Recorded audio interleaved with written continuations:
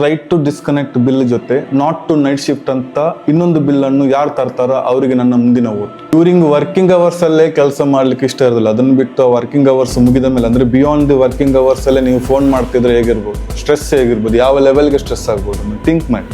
ಇದು ಇವಾಗ ಈಗ ಬಂದ ಬಿಲ್ ಎಲ್ಲ ಓಕೆ. ಇನ್ನೊಂದು ವಿಷಯ ಒಂದಿದೆ, ನೈಟ್ ಶಿಫ್ಟ್, ರಾತ್ರಿ ಪಾಳಿಯಲ್ಲಿ ಕೆಲಸ ಮಾಡುವ ಉದ್ಯೋಗಿಗಳು ಅವರಿಗೆ ಇವಾಗ ಹೇಗಾಗಿದ್ದಾರೆ ಅಂದ್ರೆ ಅವರೊಂದು ಬಾವಲಿಗಳ ಜಾತಿ ಆಗಿದ್ದಾರೆ. ಬ್ಯಾಟ್ಮ್ಯಾನ್ ಅಂತ ಹೇಳ್ಬೋದು, ಬ್ಯಾಟ್ ವುಮೆನ್ ಅಂತೆಲ್ಲ ಹೇಳ್ಬೋದು ನಮಗೆ. ಅವರಿಗೆ ಬೆಳಿಗ್ಗೆ ಸೂರ್ಯ ಉದಯಿಸೋದೆಲ್ಲ ಗೊತ್ತಿಲ್ಲ, ಯಾವ ದಿಕ್ಕಿಂದ ಸೂರ್ಯ ಬರ್ತಾನೆ ಗೊತ್ತಿಲ್ಲ. ಬೆಳಿಗ್ಗೆ ಇಲ್ಲ, ಸಂಜೆ ಇಲ್ಲ, ರಾತ್ರಿ ಇಲ್ಲ. ಅವ್ರಿಗೆ ಬೆಳಿಗ್ಗೆ ಒಂದು 3:30ಗೆಲ್ಲ ಬಂದು ನಿದ್ರೆ ಮಾಡಿದ್ರೆ ಸಂಜೆ ಹೇಳ್ತಾರೆ, ಎದ್ದು ಸೀದಾ ಆಫೀಸ್ ಹೋಗ್ತಾರೆ. ಸೂರ್ಯ ಎಲ್ಲಿ, ಚಂದ್ರ ಎಲ್ಲಿ. ನೈಟ್ ಶಿಫ್ಟ್ನ ಬಗ್ಗೆ ಯಾವುದೋ ಒಂದು ಬಿಲ್ ಜಾರಿಗೆ ಬಂದಿದ್ರೆ ಅದು ಕೂಡ ಒಳ್ಳೆದಿತ್ತು ಎಂಬುದಂತ ನನ್ನ ಅನಿಸಿಕೆ. ನೈಟ್ ಶಿಫ್ಟ್ನ ಅಗತ್ಯ ಇದೆಯಾ? ಭಾರತದಲ್ಲಿ ಕೆಲಸ ಮಾಡುವವರು ಭಾರತದ ಸಮಯಾನುಸಾರವಾಗಿ ಕೆಲಸ ಮಾಡೋದು ಒಳ್ಳೇದಲ್ವ? ಯಾಕೆ ನಾವು ನಮಗೆ ಸ್ವಾತಂತ್ರ್ಯ ಸಿಕ್ಕಿದ್ದ ಅಂತೇಳಿ ನಂಗೆ ಒಮ್ಮೊಮ್ಮೆ ಡೌಟ್ ಆಗ್ತಾ ಉಂಟು.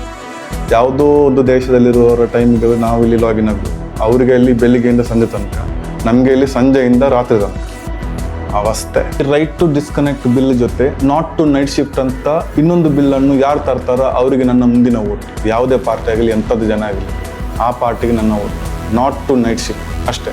ಚರ್ಚೆ ನೀವು ಜಾರಿಗೆ ಬಂದರೆ ಕಾರ್ಪೊರೇಟ್ ಕಂಪನಿ ವಿತ್ ಎಂಪ್ಲಾಯೀಸ್ ಹೇಗೆ ರಿಲೇಷನ್ಶಿಪ್ ಬಿಲ್ಡ್ ಆಗುತ್ತೆ ಅಂತೆಲ್ಲ ಗೊತ್ತಿಲ್ಲ.